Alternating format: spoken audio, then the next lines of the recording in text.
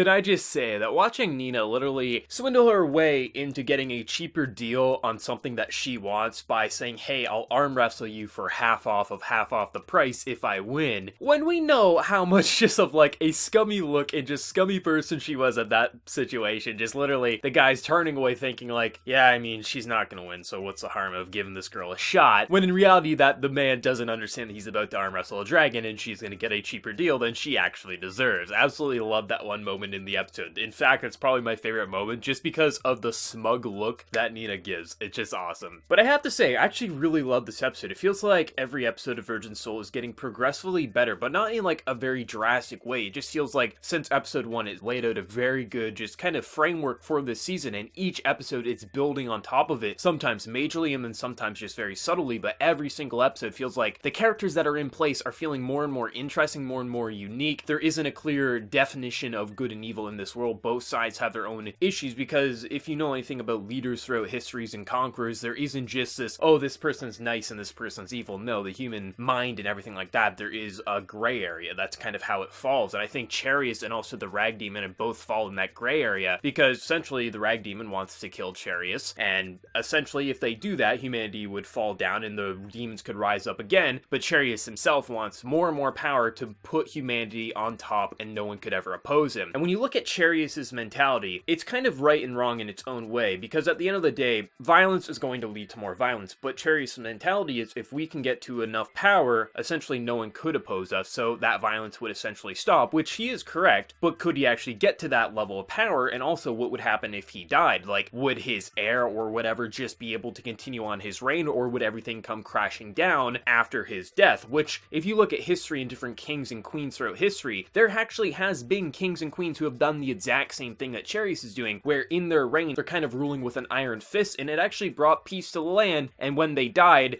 shit kind of hit the fan, because once that menacing force is removed, who's there to fear? The son who's 16 or whatever like that? And that's kind of stuff that happens. And different like Arthurian legends with King Arthur as well has dealt with the exact same thing depending on the story that you read. So I really like how they're handling Charius, because at the end of the day, Kaiser brings up a really good point. In season 1, we had a demon, a god, and a human like join in hands and take out Bahamut. And kind of like, when you think of it, it's like, yes, if we could just all join hands, that would be great, but you can't, because this is what would probably happen. Charius says, alright Kaiser, I will give you the benefit of the doubt. Let me meet up with the Rag Demon. Let us try to make amends. Let's put all of our differences aside and let's sit down and make a peace treaty. Demons will be treated as humans. What would happen? The Rag Demon would stab Charius in the back. He wouldn't trust him. There would be no option. Like, he would join in there and probably kill Charius, which would then give a guarantee shot that there would never be peace between demons and humans. Now, you could also say, well, maybe they would be able to do a temporary treaty, but eventually one of the sides would fold. Because that's the thing. When you have differences, it'd be like if aliens landed on Earth. Humans aren't going to take kindly to that. It's this difference. And, like, we have a hard enough time with race and gender as it is. Like, having a different race that is actually more powerful than your own, the fear is going to lead to just anger, and anger is going to lead to violence. And I love how they're handling the season, because I would like to see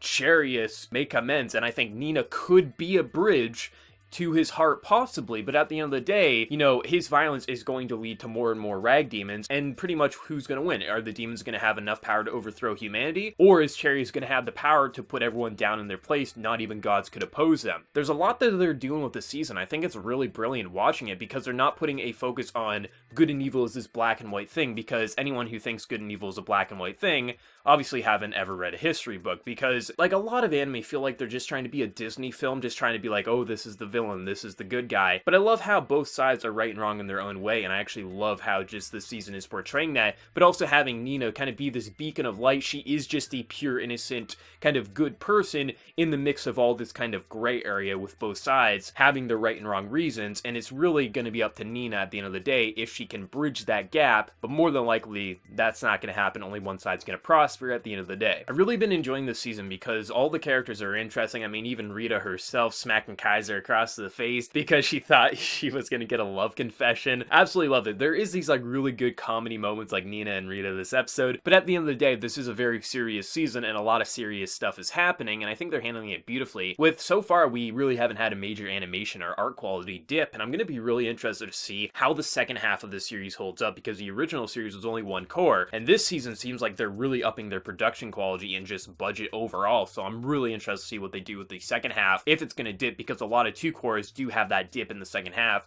like ReZero when it was airing, because that's down to happen. You're running for, 6 months, you're gonna have dips eventually. But I'm really enjoying this season. I think just the characters and their banter and everything like that, having just literally the hidden child that we've known who it is, but everyone else has been searching for, which is Muguro, and I guess it's a girl. I actually thought it was a guy. I mean, unless they're trying to go reverse trap or something like that, but we essentially see what this child is capable of, literally when Nina's getting into a brawl on the street there. Literally, the eye starts glowing, time kind of freezes, and the chains that are holding back the demons get disintegrated, and shit gets crazy. And I thought it was actually really funny when we see Bacchus and everything like that, like saying like, the child was right under our nose, wasn't it? And they're trying to look at the eye like while they are sleeping, and Nina just calls them perverse and like kicks them in the face while the hair kind of removes from their eyes, and we see like, god damn it, the child was here all along. There's so much that happens in each episode. There's a lot of comedy, there's a lot of mystery, there's a lot of just overall suspense, and I can't wait to see what next week brings. But let me know your thoughts down in the comment section below. Did you love the episode? Did you hate it? Or do you think it was just okay? And what was your favorite moment in the episode and why? Like I said, it had to be Nina just trying to swindle her way to a cheaper deal with her arm wrestling technique. But let me know yours down in the comment section below, and before you leave, smack that like button to show your support. If you're new to the channel, be sure to subscribe. So until next time, everyone, please take care and have a good one.